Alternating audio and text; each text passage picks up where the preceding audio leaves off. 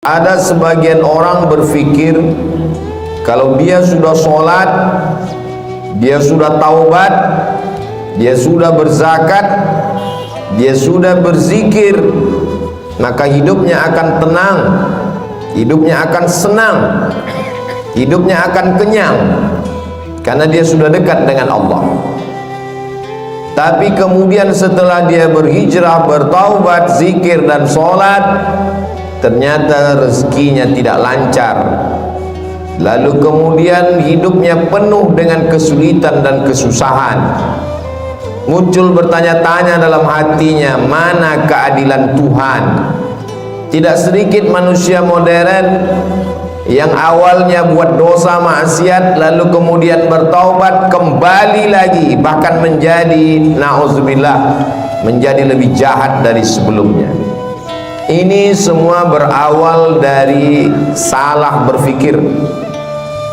Orang yang salah berpikir nanti dia akan salah bicara. Setelah itu dia akan salah berbuat, salah bertindak, salah beramal.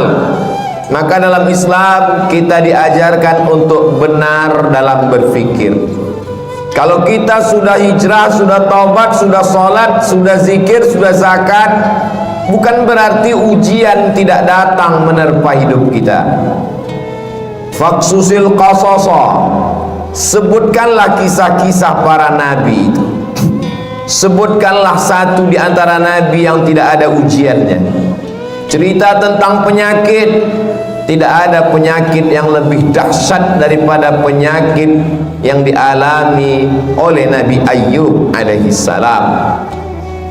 Bercerita tentang ditolak jamaah, tidak ada nabi yang paling mengerikan ditolak oleh umatnya melebihi Nabi Nuh alaihissalam. Nabi Yunus juga demikian, sampai masuk ke dalam laut mereka campakkan dari atas bahtera, tenggelam dalam 3 kegelapan, gelap malam, gelap laut, dan gelap perut ikan. Bercerita tentang kesusahan dan kesulitan, diusir dari kampung halaman, dimusuhi oleh paman kandung, mereka lempar pakai batu, berdarah pelipisnya, retak giginya.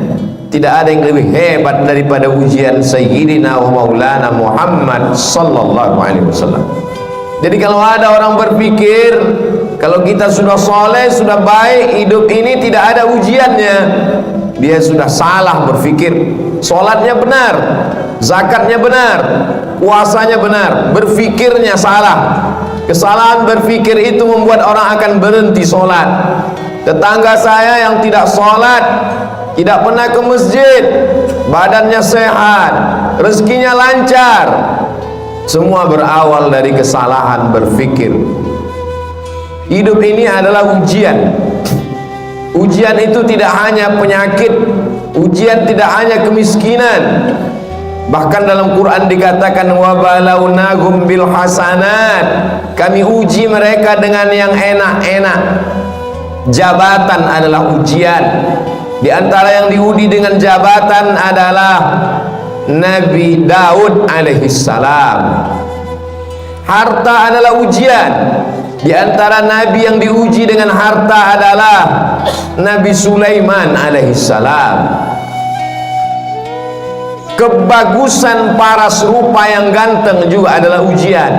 Di antara nabi yang diuji dengan paras rupa yang ganteng itu adalah Nabi Yusuf alaihissalam. Jadi ujian itu ada kalanya datang dalam bentuk kenikmatan, tapi ada juga ujian itu dalam penyakit, kemiskinan, kesusahan, kemelaratan. Maka kalau kita pahami dengan baik, semuanya adalah ujian. Yang lulus siapa?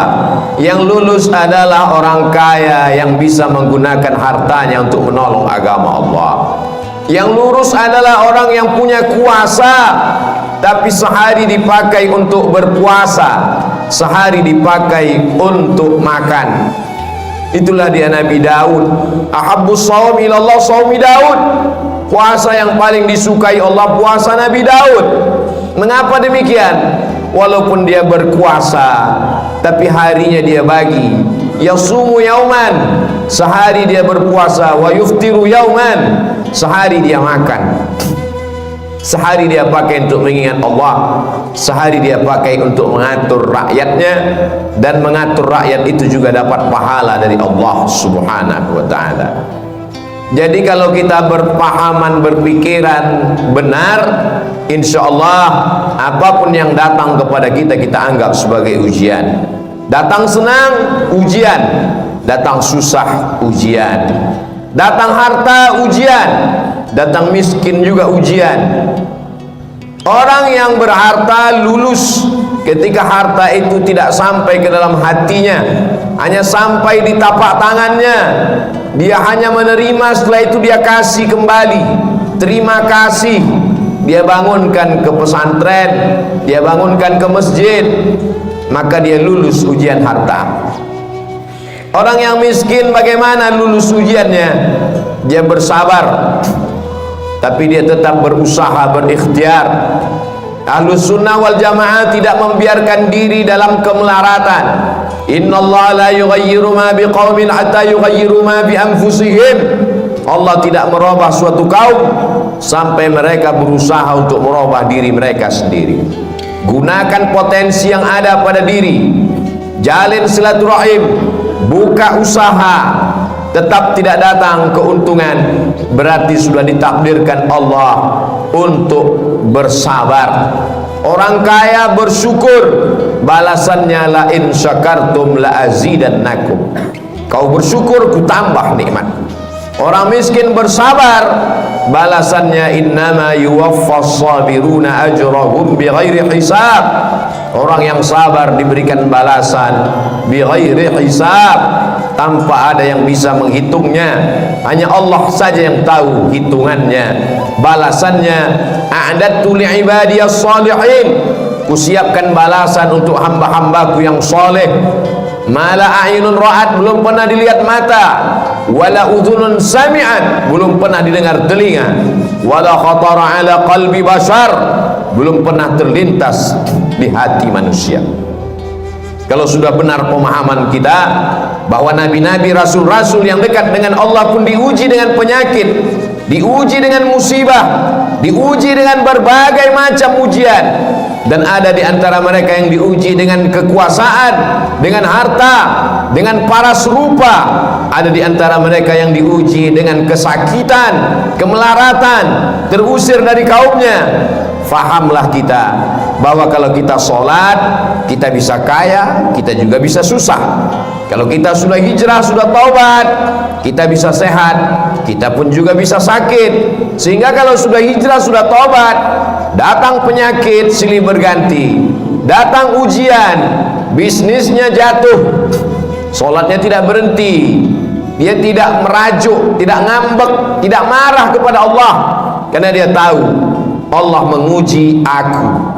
Liyabluwani, Allah sedang menguji aku. Aashkur, apakah aku bersyukur, am akfur, atau aku menjadi kufur kepada Allah Subhanahu wa ta'ala. Semua berawal dari kesalahan berfikir. Afala tatafakkarun, kenapa kamu tidak berfikir? Afala ta'qilun, kenapa tidak menggunakan akal pikiran? Tidak ada yang sulit bagi Allah Subhanahu wa ta'ala. Allah Maha Kuasa, fa'alul lima yurid. Dia berbuat sesuai kehendaknya, bukan kehendak atasannya. Dia tidak punya atasan. Wa huwa ala kulli syai'in qadir. Dia Maha Kuasa atas segala sesuatu. Tidak ada yang menguasainya. Tidak ada yang perlu membutuhkan proses waktu bagi Allah. Innama amruhu idza arada syai'an ay yaqula lahu kun fayakun. Maka ketika Nabi Ayyub alaihissalam makin parah penyakitnya, dia tidak mengeluh kepada Allah. Dia tidak mengatakan aku ini Nabi, kenapa aku bisa sakit?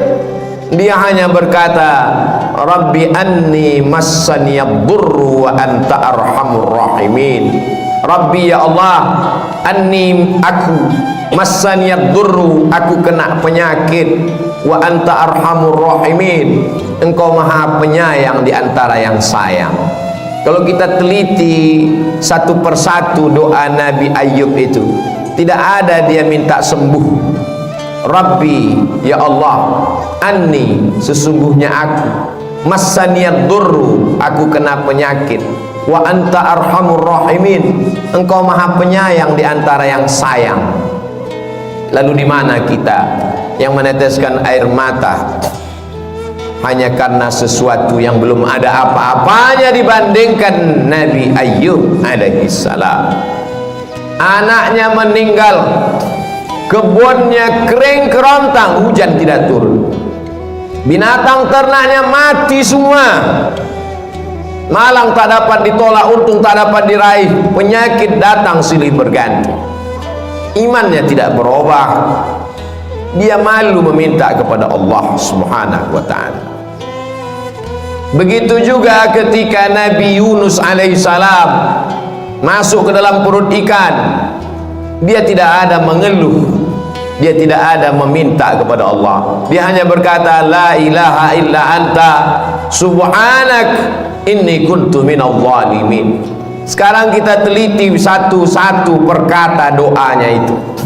La ilaha, tiada Tuhan, illa anta, melainkan engkau, subhanak, maha suci engkau, inni, sesungguhnya aku, kuntu minadh dhalimin, aku termasuk orang yang zalim. Tidak ada dia minta keluarkan aku dari perut ikan ini, ya Allah, aku ini nabi, kenapa aku terusir dari kampungku? Mengapa aku ketika diundi di antara para penumpang kapal, kenapa namaku yang keluar sehingga aku yang terbuang? Kenapa aku ditelan ikan? Tidak ada. Dia hanya berkata la ilaha illa anta subhanak inni kuntu minadh dhalimin. Mereka adalah orang-orang yang sudah putus hakikat tauhidnya. Bagi mereka diikuti umat dengan tidak diikuti sama saja. Antara senang dengan lapar sama, karena yang memberikan kenyang juga dia, yang memberikan lapar juga dia. Hari ini begitu banyak orang yang berkata alhamdulillah ketika kenyang, lupa kepada Allah saat lapar. Atau ada juga terjadi sebaliknya, waktu lapar ingat Allah, setelah kenyang lupa kepada Allah. Yang kau minta saat kau susah, dia juga yang kau minta saat kau lapar. Yang kau minta saat kau senang, dia juga yang kau sembah saat kau susah. Allah, qul huwallah, dialah Allah. Tidak ada Tuhan baik, tidak ada Tuhan jahat. Seperti mereka yang mengatakan ada Tuhan yang baik, ada Tuhan yang jahat. Banyak sekali Tuhan-Tuhan yang disembah. Dalam Islam kita hanya meyakini la ilaha illallah, dialah yang maha baik. Kalau ada sesuatu yang tidak menyenangkan kita datang menimpa kita, menurut kita itu tidak baik, tapi menurut Allah itu baik. Hubungan kita dengan Allah dibangun dengan dua cara. Yang pertama husnuzan, kita sudah berusaha all out mengerahkan segenap potensi diri, terjadi tidak sesuai dengan yang diinginkan, kita hanya mampu berhusnuzan kepada Allah. Berarti Allah punya rencana yang lebih baik, yang lebih indah daripada rencana kita. Puncak daripada hubungan pada Allah adalah ridha. Makanya sebelum matahari terbit, di awal hari kita sudah mengatakan raditu billahi rabba, aku ridha kepada engkau ya Allah. Apapun yang kau berikan kepadaku, aku ridha. Kau berikan sehat, aku ridha. Kau berikan sakit, aku pun ridha. Tapi tetap berusaha berobat. Kau berikan aku kaya, aku ridha. Kau berikan susah, aku tetap juga ridha. Namun tetap berusaha, berikhtiar, membuka segala usaha. Orang yang masuk ke dalam surga itu nanti ditanya Allah, ya ahlal jannah, hai penghuni surga, kamu sudah mendapatkan semua balasan, mau apa lagi? Penghuni surga menjawab, ada satu yang belum kami dapat. Apa? Ridhaka, kami belum dapat ridhamu. Yang lain kami sudah dapat. Kata Allah, yang dapat ridhaku cuma satu, orang yang ridha menerima takdir. Maka maqam yang paling tinggi adalah maqam ridha. Nabi Muhammad sampai ke maqam itu. Wala saufa yu'tika rabbuka fatarda. Allah memberikan apapun yang kau mau. Kenapa? Karena engkau ridha. Man lam yarda biqada'i, siapa yang tidak ridha menerima takdirku, walam yasbir bibalai, tidak sabar menerima ujianku, falyatlub rabban siwaya, carilah Tuhan selain aku. Syirik, kafir, murtad, na'udzubillah wal iyazu billah. Allah menyelamatkan kita sampai anak cucu kita hingga hari kiamat daripada berpaling daripada Allah hanya gara-gara tidak tahan menerima ujian. Tidak ada yang bisa menguatkan hati kita kecuali Allah. Wasta'inu, minta tolonglah kepada Allah, bisabri, dengan banyak-banyak sabar, wassalah, dengan banyak-banyak salat. Kalau ujian hidup ini berat, angkat kedua tangan. Besar ujian ini, lebih besar Allah. Allahu Akbar. Setelah itu katakan dalam hati, Allahu Akbar kabira. Tidak ada apa-apanya ujian ini, engkau lebih besar. Walhamdulillahi katsira, segala puji hanya milik engkau. Wa subhanallahi bukratan wa asila, pagi petang siang dan malam yang suci hanya engkau. Aku adalah makhluk yang kotor, banyak silap, banyak salah, banyak dosa. Setelah itu mengakulah kepada Allah, wajjahtu wajhiya, aku hadapkan wajahku kepadamu ya Allah. Wajjahtu wajhiya lilladzi fataras samawati wal arda hanifan musliman wa ma ana minal musyrikin. Serahkan semuanya pada Allah. Inna salati wa nusuki wa mahyaya wa mamati lillahi rabbil alamin. Jangan meminta kepada dukun, jangan minta kepada benda keramat. La syarika lahu wa bidzalika umirtu wa ana minal muslimin. Aku orang yang berserah diri kepadamu. Wala tamutunna illa wa antum muslimun. Jangan mati melainkan dalam keadaan muslim. Siapa muslim? Bersyahadat, salat, zakat, puasa, haji. Ya, tapi muslim yang sesungguhnya orang yang menyerahkan dirinya kepada Allah Subhanahu wa ta'ala.